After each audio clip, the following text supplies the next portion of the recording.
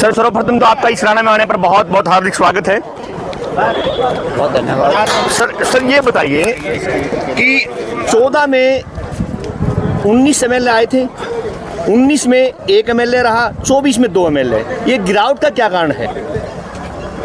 राजनीतिक दलों के उतार चढ़ाव आते रहते हैं, परिवार में भी उतार चढ़ाव आते रहते हैं।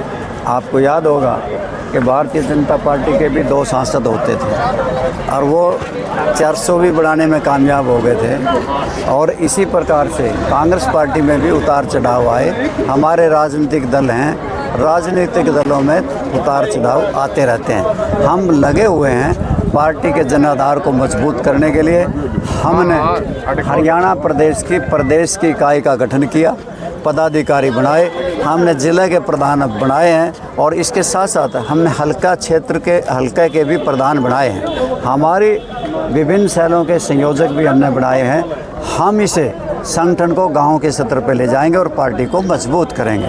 पिछली गई बातों को अब नए सिरे से छेड़ूंगा तो बेवजह की बहस शुरू हो जाएगी। 24 की हार के बाद अभी से तैयारी शुरू कर दी है। एक मजबूत विपक्ष के तौर पर लगातार आप लोग सक्रिय आ रहे हैं। अभी से हमने विपक्ष की भूमिका निभाने की जिम्मेवारी प्रदेश की जनता ने लगाई है, कांग्रेस पार्टी की भी लगाई है, परंतु वे अपने महलों में सो रहे हैं, कोठियों में सोए पड़े हैं। उन्होंने जो भाखड़ा का पानी हरियाणा का कम किया, उन्होंने कुछ नहीं किया। हमने केवल मात्र प्रदर्शन किए और रास्ते रोकने की चेतावनी दी और हमारा हरियाणा का पानी छूटा। तो यानी कि विपक्ष का रोल इंडियन नेशनल लोकदल का। नेता प्रतिपक्ष भी अभी तक घोषित नहीं हुआ है आज तक। उनकी आपस की पार्टीबाजी की वजह से ही तो हरियाणा प्रदेश में हवा तो कांग्रेस की थी और सरकार बीजेपी की बनी। आज तक प्रतिपक्ष का नेता नहीं बना सके और उन्होंने अपनी पार्टीबाजी की वजह से ही अपने ही उम्मीदवारों को हराने का काम किया, जिसकी वजह से सरकार कांग्रेस पार्टी खो बैठी। सीएम साहब ने लेटर लिखा है पंजाब की सरकार को कि पानी को लेकर, इस पर क्या कहेंगे? वो लेटर लिखना ही गलत था, क्योंकि इस पानी का बंटवारा बीबीएमबी करती है, वो केंद्र द्वारा संचालित है। देश के प्रधानमंत्री को कहना चाहिए था, देश के जल मंत्री को कहना चाहिए था, बजाय पंजाब की सरकार ने तो हमारा पानी रोका हुआ था, उनको कहने का कोई औचित्य नहीं था। उस लेटर के कोई मायने नहीं। इनेलो किस मुद्दे पे वापसी करेगी? मेन मुद्दा क्या है इनेलो का? आज भारतीय जनता पार्टी के कुशासन की वजह से हरियाणा प्रदेश के लोग दुखी हैं।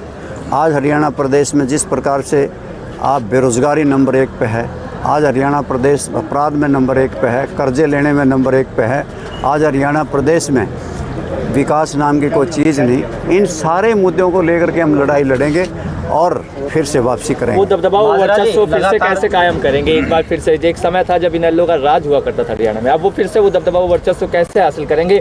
लोगों के दिल में कैसे उतरेंगे? संगठन के बलबूते पे और जनता को साथ लेकर के हम फिर से वही दिन लाएंगे और वही इंडियन नेशनल लोकदल अपना उसी जोश खरोश के साथ वापसी करेंगे। हर जिले में, हर क्षेत्र में, हर ग्रामीण स्तर पर अब कार्यकारिणी घोषित कर रहे हैं। हमने हर ग्रामीण क्षेत्र पे भिन्न सेलों के संयोजक और अपनी कार्यकारिणी गांव स्तर तक लेके जाए। बीजेपी वाला मुद्दा अपना रहे हैं, आप भी बूथों तक जा रहे हैं? नहीं, उन्होंने हमारा अपना था। हम पहले से ही अपने संगठन को मजबूत करते रहे। चाहे ओम प्रकाश चौटाला बहुत संगठन के माहिर थे, प्रखर प्रवक्ता थे, संगठन करता थे। हमने उनसे ही संगठन बनाना सीखा। ऑपरेशन